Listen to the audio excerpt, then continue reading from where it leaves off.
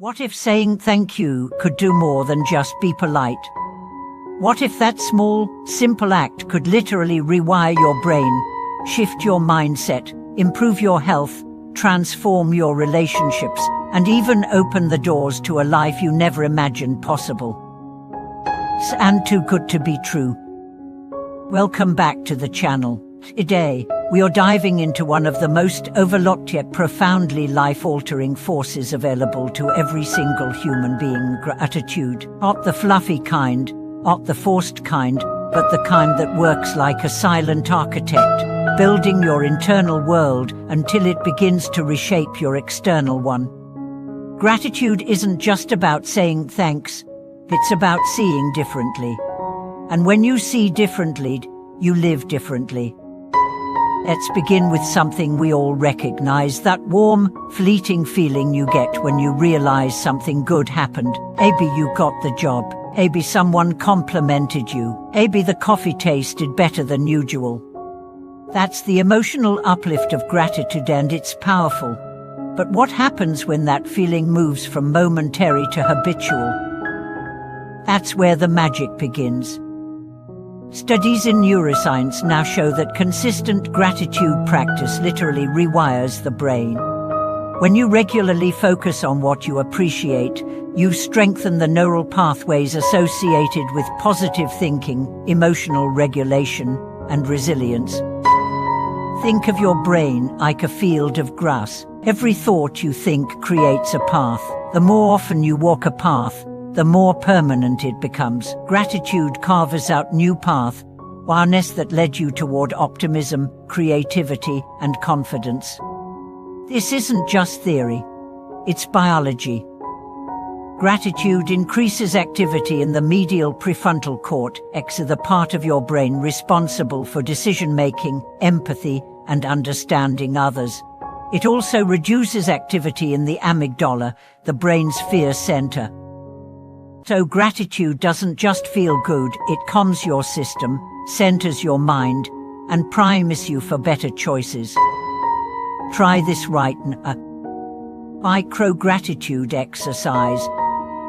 Close your eyes. Think of one thing that's going right today. It doesn't have to be big. Maybe your breath feels steady. Maybe your phone has 80 battery. Maybe the sun is out. Say out loud or in your mind, "I'm grateful for this." Now notice what shifts in your body. Your shoulders might drop, your breath might deepen. That's your nervous system recalibrating in real time. That's how quickly gratitude begins its work.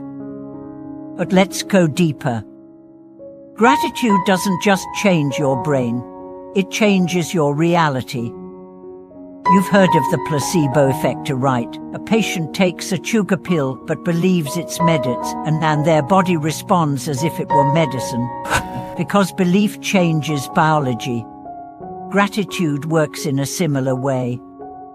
When you expect life to support you, when you begin looking for things to be thankful for, your brain tunes into those frequencies. It activates what neuroscientists call the reticular activating system, the network of neurons that filters information based on what you're focusing on. If you wake up and think, "This day's going to suck," your brain will highlight every little inconvenience as proof. If you wake up and think, "I wonder what good might surprise me today," your brain will find evidence to support that too. Gratitude is the lens. Reality is what comes into focus. There's more. Research shows that practicing gratitude consistently lowers cortisol, the stress hormone, boosts immunity, improves sleep, and even enhances heart health. It's been linked to low rates of depression and anxiety. Gratitude is like a multivitamin for your soul, with zero side effects. Let me share some real stories. David, a burned-out corporate lawyer, started writing just 3 things he was grateful for each night. Within months, his stress levels dropped, his insomnia improved, and unexpectedly he was offered a new role at work that better aligned with his passions. Coincidence? Maybe. Or maybe his energy shifted, and so did his opportunities. Ina, recovering from a chronic illness, began recording voice notes every morning, expressing gratitude for her body. Even on days she felt weak, she'd thank her legs for holding her lungs for breathing. Over time, she not only felt stronger physically, but began attracting deeper, more supportive relationships. Alec, in the middle of a divorce, started sending one thank you message per day, sometimes to friends, sometimes to past mentors, sometimes to people he hadn't spoken to in years. That habit didn't just ease his heartbreak, it rebuilt his entire community from the inside out. These aren't miracles. These are mindset shifts with real-world consequences. So how do you make this your reality? Let's talk practical gratitude beyond just journaling. Here are simple, sustainable ways to make gratitude part of your everyday life. Gratitude walks.